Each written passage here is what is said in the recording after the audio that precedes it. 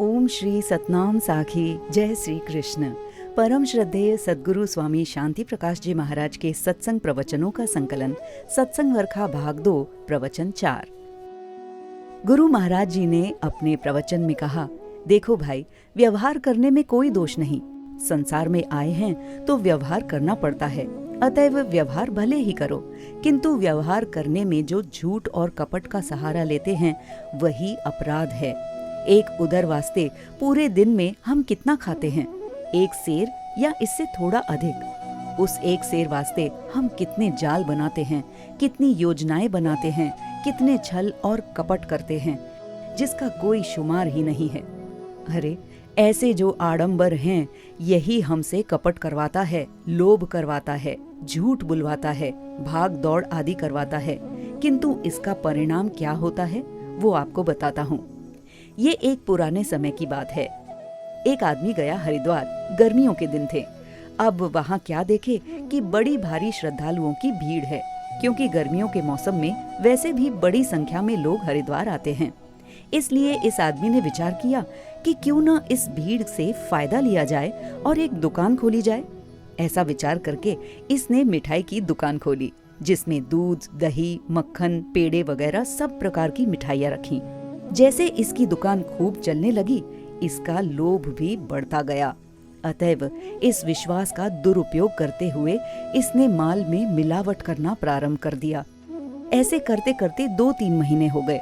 जैसे ही गर्मियों का मौसम समाप्त हुआ और लोगों का आना थोड़ा कम हुआ, तो इसने विचार किया कि मैं भी अपने गांव होकर आऊं। अब वो अपने गांव जाने की तैयारी करने लगा। सारा सामान बांधकर उसके साथ जो उसने 2000 रुपए कमाए थे, वो भी एक थैली में डालकर आया हर की पौड़ी पर। विचार करने लगा कि गांव तो जा रहा हूँ, जाते जाते गंगा मैया में स्नान करते जाऊं। ऐसा विचार करके उसने सारा सामान और वो 2000 रुपए की थैली दोनों एक साथ एक जगह पर रख दिए और ऊपर से कपड़ों से ढक लिया।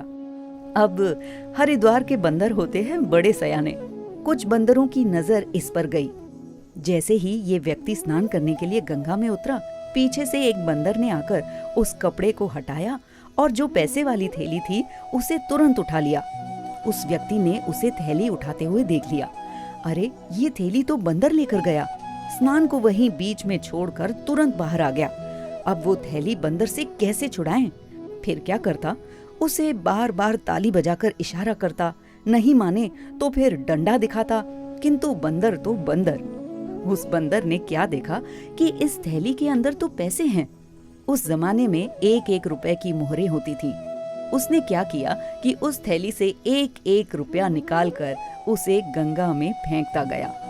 ऐसा करते करते उस बंदर ने पूरे 1000 रुपए गंगा में बहा दिए और शेष 1000 रुपयों को उस थैली में ही छोड़कर वहां से तुरंत भाग गया। जैसे ही बंदर भागा तो उस आदमी ने भी उस थैली को जाकर उठा लिया। खोलकर देखा तो 2000 में से केवल 1000 रुपए ही बचे थे। तभी उसने बहुत पश्चाताप किया। उसकी आंखें खुल गईं। तब कहने लगा, मैंने कितना ही कपट किया, मिलावट करके कितने ही लोगों को धोखा दिया, परंतु भगवान ने आज मेरे उस अपराध को प्रकट कर ही दिया। तभी वो क्या कहता है, हे परमात्मा, हे ईश्वर, आप पूरे न्यायाधीश हैं। बंदर में भी बैठकर आपने न्याय कर जो दूध का असली पैसा था वो तो मुझे दे दिया, और जो मैंने कपट करके मिलावट की थी उसे यहीं गंगा में ही बहा दिया। इसी करके आपको भी गुरु महाराज की तरफ से यही शिक्षा है, जितना बन सके संसार में शुद्ध व्यवहार रखें, संतों और शास्त्रों की मुजिब चलकर अपना जीवन धन्य बनाएं। बोलो सतगुरुदेव भगवान की जय।